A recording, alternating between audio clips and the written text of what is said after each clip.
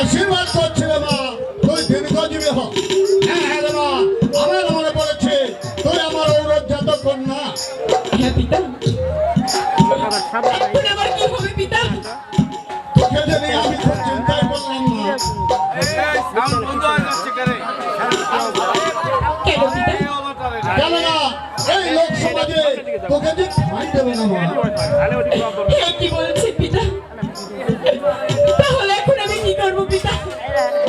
তুই কোনো চিন্তা করিস না রে মা, দেখে আমি একটু ধ্যান যোগ করি। তবে ঠিক আছে পিতা, আপনি ধ্যান যোগ করে দেখেন পিতা।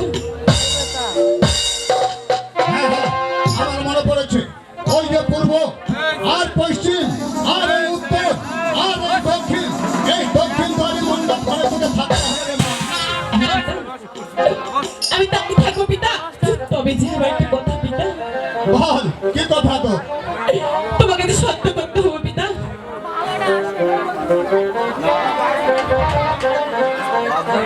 তাই বলছি পিতা। বল। আরে দেহ দেহ দেহ পিতা আপনাকে গলার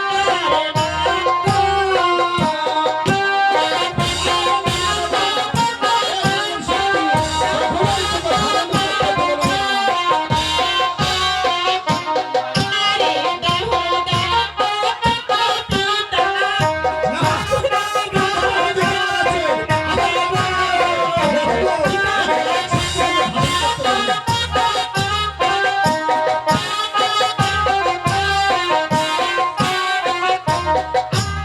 হস্তে ধরি ধরি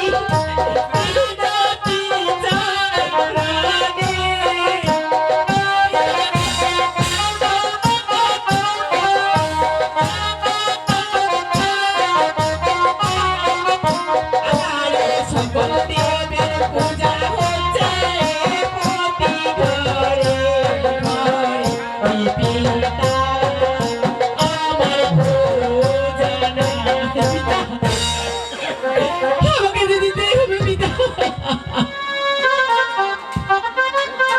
তোকে এই নাক শক্তি দিতে হবে না মা। হ্যাঁ পিতা তবে তোকে এই নাক শক্তি দেওয়ার আগে আমার সঙ্গে তোকে 3 শক্তি করতে হবে। ঠিক আছে পিতা।